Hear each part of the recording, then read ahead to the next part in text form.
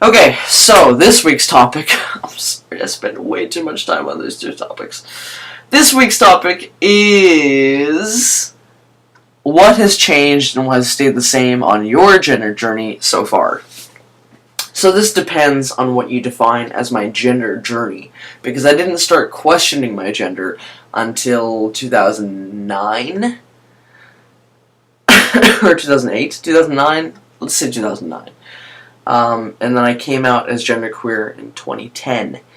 So I really haven't, it's not been a long time, obviously, and it's, it has, I guess, compared to some people, but, I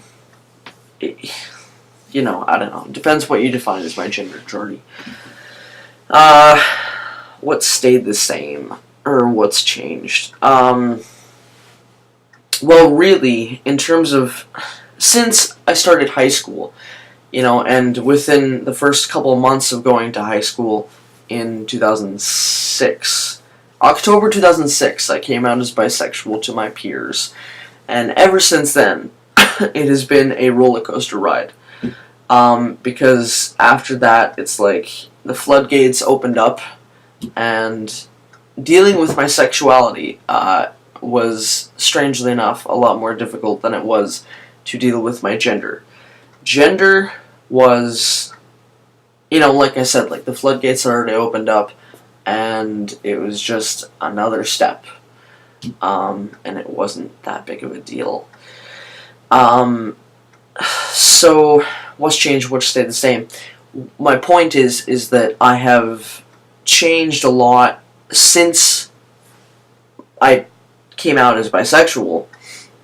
I haven't really changed as much since I came out as genderqueer. What has changed, and it's changed, like I said, since I started high school. It's been gradual. It's continued to change. And this is just a general awareness of the world and a general accepting of people who are different more and more. And I was accepting of people who were different when I was younger, and I was, you go to class, you go to school, and, there's always some weird kids, and I was definitely one of those weird kids, so I was, more accepting of that, I would think. But I've been more and more accepting of, and tried to be a little bit more knowledgeable of issues for minorities, whether it be gender, racial, sexuality, what have you. And it's been, that's been more important to me. For example, Tumblr. And in the last couple of years, I have been, you hear more about issues on there relating to events concerning minorities. Like, hey, Trayvon Martin, for example. Not something that 10 years ago I would have really, considered a racial issue. I wouldn't have even thought about it, because there's so many, racism still exists, sexism still exists, and it's not a thing that I would have really thought about when I was younger. But that could be just growing into adulthood, right? Because I'm only 22, so. But I personally think that coming out as bisexual and coming out as genderqueer has kind of forced me into that, into a minority, right? Whereas I wasn't. Clearly, I am 100%, 110% white. So these are things that I haven't had to think about before. Being a minority. Other than being female, but that's, well, it's a thing, but I don't know, I didn't really think about it that much growing up, being marginalized or oppression or any of that sort of thing. So that's been really my number one thing that has changed for me in my gender journey. So that's not really concerning my personal gender journey, it's just concerning my views on the world and that sort of thing. So I guess I've been, more into activism.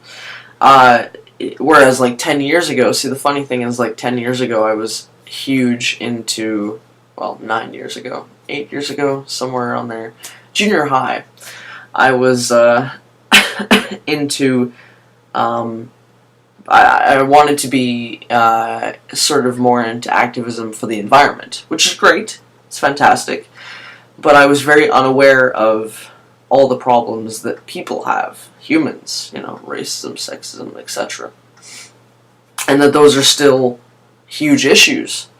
So I didn't, didn't really think about that much. Or things like, I've been more interested in the last several years, issues like mental illness, and, I've considered in future years studying psychology because of that, because that's a huge issue, and I consider that to be like an epidemic, pretty much, because so many people have mental illnesses now, and we know nothing about them. Well, we know nothing about them, but they're very complicated compared to, hey, you have blah blah blah ISIS, and let's give you some medication for that. It's very simple. Physical ailments, whereas mental illnesses, we don't really know much about the human brain. So,